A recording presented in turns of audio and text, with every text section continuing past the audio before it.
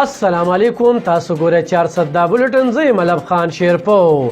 نن د چهارشنبې ورځ د فروری 14مه نیټه او کال 2022 دی.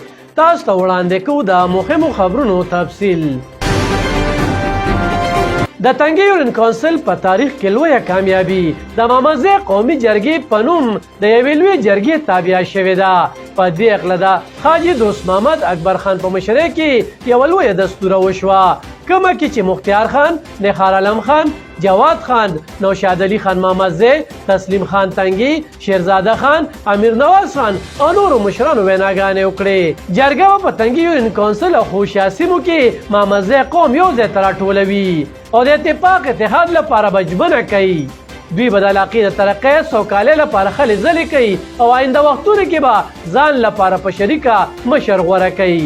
د ذکر وړ ده چې تنگي خانان په ټوله نړۍ کې د ځمکو لحاظ سره زیات حسابیږي، خو د اکثریت ځمکو مالکانو ځمکې ګیري دي. ورسره تنگي یونین کونسل او تحصیل دې وخت کې د 400 پسمانده تحصیل حسابیږي او د هغې وجه دغه خانان چې لوی لوی بیروکریټ پکې دي توجه نه ورکولو. دغه مشرانو دا خبره تسلیم هم کړه چې آینده وختونو کې به د دې ازاله کیږي، باقاعده به د دې لپاره فنډینګ کیږي چې په شریکه سره به د علاقې خدمت له دوام ورکوو. ورسره علاقه به تعلیم په لا هم مایله کوو چې د غریب یتیم بچي هم تعلیم حاصل کړي.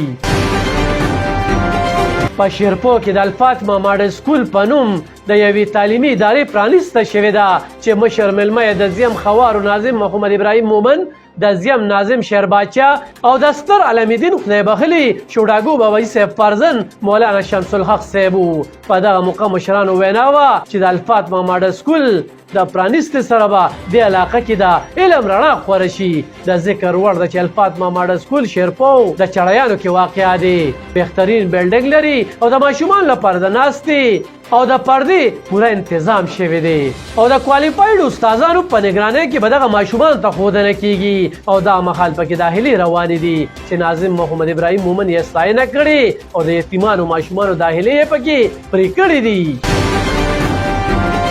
د 400 دا بولټن د بیرو چیف زاید خان د ریپورت تر مخه محکمه اکسایز اینډ ټیکنیشن 400 خلکارانو د خپل اختیاراتو ناجیزه پیدا اغستې ده او د پیو ګاډي د چیکینګ کولو په بهانه په ګرمۍ کې ودرولې وو. د څه په وجه چې د پیو د کاروبار کوونکو په لکو روپۍ پې خراب شوي دي. په دې اقله تاجر برادري د احتجاج اعلان کړی دی او د اکسایز ټیکنیشن 400 په ضد یې عدالت ته د تلو فیصله کړې ده.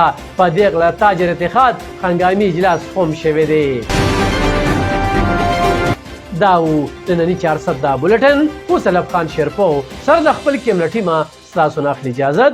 د لوی الله په امان.